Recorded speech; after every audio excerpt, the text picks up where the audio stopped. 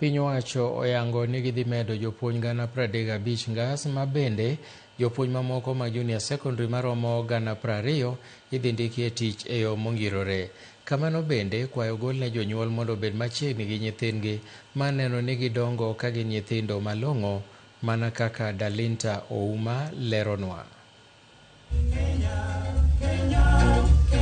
Jatend migao mar somo Migosi Ogamba, jakom mar TSC Jamlek Muturi e kind jotelo mamoko noyore nyasi mar dhialo skund nyiri ma St. George's. Jakom mar duol mandiko jopuonje tich TSC Jamlek Muturi osingo ni piny owacho dhi medo ngas jopuonj ka bende mago mag junior secondary idhi ndik mongirore.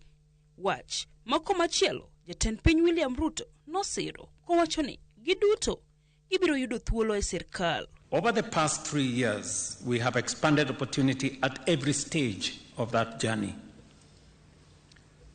We have, for example, and I have seen this practically myself, of the 100,000 teachers we have hired, all of them have gone through internship.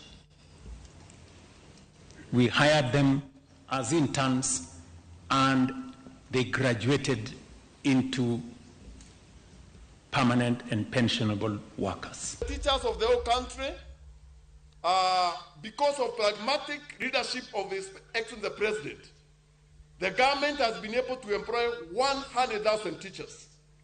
The government has been able to promote 270,000 teachers.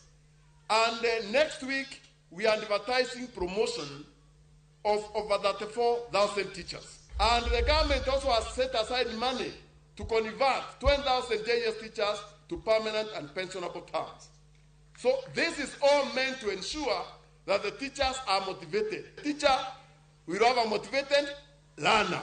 Jamlek kod jatend migao mar somo Ogamba bende ojiwo jonyuol mondo kik kwe ting' nyithigi nikech gin e mwandu maduong' ma gin godo. Social media is becoming an enemy to our sons and daughters.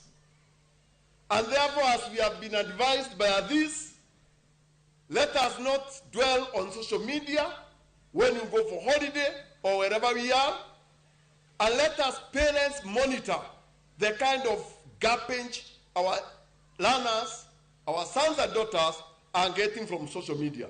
You are aware that in the last few weeks, months, we've had serious unrest in some of our schools, and we are working towards finding out what is the genesis of that problem.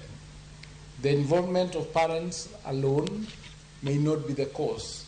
It is a multiplicity of issues that as a country we are working towards finding a lasting solution.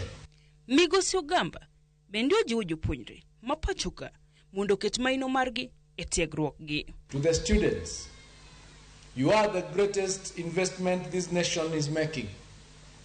Your education is not simply preparation for examinations.